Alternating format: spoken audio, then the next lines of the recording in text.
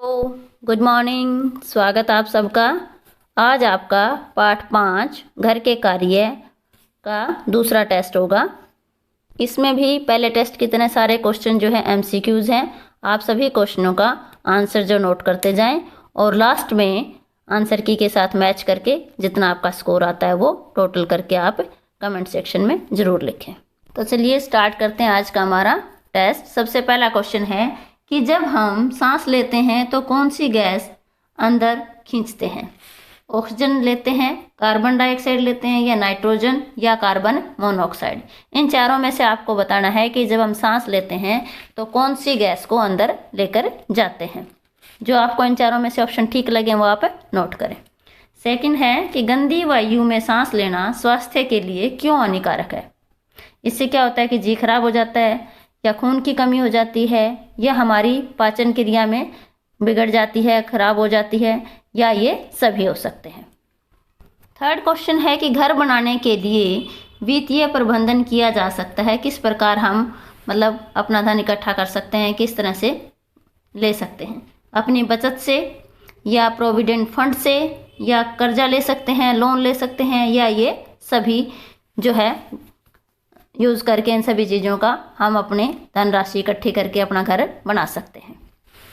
Next है कि गीले कूड़े का उदाहरण कौन सा? इनमें से राख, रद्दी कागज, फल तथा सब्जियों के छिलके, या ये सभी। पांचवा क्वेश्चन है कि सूखे कूड़े के उदाहरण कौन से? इनमें से फल सब्जियों के छिलके, या सड़ी गली जो सब्जियां होती हैं वो, या जले हुए कोयले के टुकड़े, या किसी फ्रूट की या किसी चीज़ की गुठलियाँ। इन चारों में से बताना है कि सूखे कूड़े के उदाहरण कौन से हैं।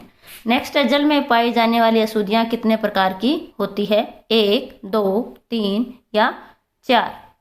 नेक्स्ट है कि जल में न घुलने वाली अशुद्धियाँ कौन सी हैं? रेत, मिट्टी, या लकड़ी का बुरादा, या कीटाणुओं के अंडे, या ये सभी। इनमें से आपको बताना है कि ऐसी कौन सी अशुद्धि है जो पानी में नहीं घुलती। नेक्स्ट है डगवेल शौचालय पानी के स्रोत से कितनी दूर होना चाहिए? 100 फुट दूर, 50 फुट, 20 फुट, या 40 फुट दूर होना चाहिए। 9वां क्वेश्चन हमारा है कि वायु शुद्ध करने के बनावटी या कृत्रिम ढंग कौन से हैं? किस तरह से हम हवा शुद्ध कर सकते हैं? पंखे से, वायु निकासी मशीन से, पाइप तथा नालियों के द्वारा, या इन सभी के द्वारा। नेक्स्ट है जल शुद्धिकरण की भौतिक विधि कौन सी है? सूर्य की किरणों के द्वारा, या उबालकर, या लाल दवाई डालकर शुद्ध कर सकते हैं, या इन सभी की सहायता से। तो इनमें यह बताना है कि जल को शुद्ध करने की भौतिक विधि कौन सी है। नेक्स्ट है जल शुद्धिकरण की रासायनिक विधि कौन सी है? छानना, उबालना, सूर्य की किरणें, या चूना डालकर। इनमें से बताना है कि रासायनिक विधि कौन सी है जिससे हम पानी को शुद्ध कर सकते हैं। 12वां क्वेश्चन हमारा है कि निम्न में से ठीक नहीं है कौन सी? जो नीचे दिए गए 4 ऑप्शन है, इनमें से कौन सा जो है गलत है? घर बनाने के लिए सख्त भूमि अच्छी होती है। दूसरा है घर में प्रकाश का उचित प्रबंध होना चाहिए, या घर जो है रेलवे लाइन के पास होना चाहिए, या ये सभी गलत है। नेक्स्ट क्वेश्चन हमारा है कि घर बनाने के लिए लोन कहाँ से मिल सकता है? बैंक से, किसी ट्रस्ट से, जीवन बीमा कंपनी से, या इन सभी जगह से हम घर बनाने के लिए लोन ले सकते हैं। 14वां क्वेश्चन हमारा है कि धनी लोगों के मकान जो हैं वो कैसे होते हैं? बड़े होते हैं, महंगे होते हैं, या छोटे होते हैं, या सस्ते होते हैं, या सभी तरह के होते हैं। नेक्स्ट है कि घर में बैठक का उपयोग कहाँ होता है? मेहमानों के सत्कार के लिए, बड़ों के लिए, घर में जो बड़े बुजुर्ग होते हैं उनके लिए, या छोटे बच्चों के खेलने के लिए, या सभी के लिए। तो आपको ये बताना है कि घर में जो बैठक होती है उसका उपयोग किस चीज के लिए किया जाता है। 16वां प्रश्न हमारा है कि प्राकृतिक प्रकाश के साधन कौन कौन से हैं? सूर्य की किरणें की जो रोशनी होती है वो, या बल्ब से, या ट्यूबलाइट से, या ये सभी जो है प्राकृतिक प्रकाश के उदाहरण हैं। नेक्स्ट है कि कमरे में वायु के आगमन के लिए क्या उचित है, क्या होना चाहिए? कि दरवाजे और खिड़कियां ज़्यादा होनी चाहिए, या दरवाजे और खिड़की जो है वो आमने सामने होनी चाहिए, या खिड़कियां होनी ही नहीं चाहिए, या ए और बी जो दोनों हैं कि दरवाजे खिड़कियां ज़्यादा भी हो और आमने सामने भी हो। तो आपको ये बताना है कि कमरे में हवा के आने जाने के लिए क्या चीज़ उचित है, दोनों ठीक है।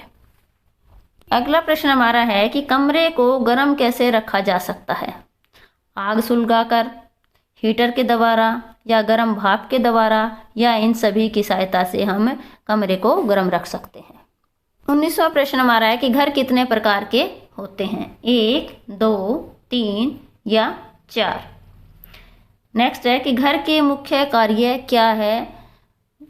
घर का क्या काम है? घर क्यों जरूरी है? कि घर का मुख्य कार्य क्या है, इनमें से बताना आपको। आर्थिक कार्य, मनोवैज्ञानिक, सुरक्षात्मक दृष्टि से, या ये सभी हो सकते हैं। अगला प्रश्न हमारा है कि रसोई घर कैसा होना चाहिए? बहुत बड़ा हो या छोटा हो, या ना ज़्यादा बड़ा हो और ना ही बहुत छोटा हो, या इनमें से किसी भी तरह का नहीं। नेक्स्ट है कि वह घर जिसमें दैनिक कार्य की सारी आवश्यकताएं और सुविधाएं उपलब्ध होती है, ऐसा घर क्या कहलाता है? उत्तम घर, महंगा घर, बेकार घर, या इनमें से कोई नहीं। अगला प्रश्न हमारा है कि घर बनाते समय हमें किन किन बातों का ध्यान रखना चाहिए? कि भूमि कैसी है, या दिशा का ज्ञान होना चाहिए, या सफाई का ध्यान रखना चाहिए, या इन सभी चीज़ों का। इनमें से ये बताना है कि जब हम घर बनाते हैं तो उस समय क्या बातें ध्यान में रखनी चाहिए। नेक्स्ट है, घर में कितनी प्रकार की अशुद्धियाँ पाई जाती हैं? 1, 2, 3 या 4 तरह की। 25वां क्वेश्चन हमारा है कि कृत्रिम प्रकाश के साधन कौन से हैं? बल्ब की जो रोशनी होती है वो, या ट्यूबलाइट, या ये दोनों हो सकते हैं, या इनमें से कोई भी नहीं है कृत्रिम प्रकाश का उदाहरण। तो आचार्यों में बताने हैं कि कृत्रिम प्रकाश के साधन कौन से हैं। नेक्स्ट क्वेश्चन हमारा है कि मानव मल निपटाने की विधियां कौन कौन सी है? वाटर क्लोजेट, सेप्टिक टैंक, गर्त या गड्ढा शौचालय जो होते हैं वो, या ये सभी। इनमें बताना है कि मानव मल को निपटाने की विधियां कौन कौन सी है। नेक्स्ट है, जैव निम्नीकृत अपशिष्ट पदार्थ कौन से हैं? सब्जियों और फलों के छिलके, पॉलीथीन की थैलियाँ, या प्लास्टिक की बोतलें, या ये सभी। नेक्स्ट क्वेश्चन है कि गैर जैव निम्नीकृत अपशिष्ट पदार्थ कौन से हैं? फलों व सब्जियों के छिलके, पॉलीथीन की थैलियाँ तथा प्लास्टिक की बोतलें, सड़ी गली सब्जियाँ, या ये सभी। नेक्स्ट क्वेश्चन है कि सेप्टिक टैंक के क्या लाभ हैं?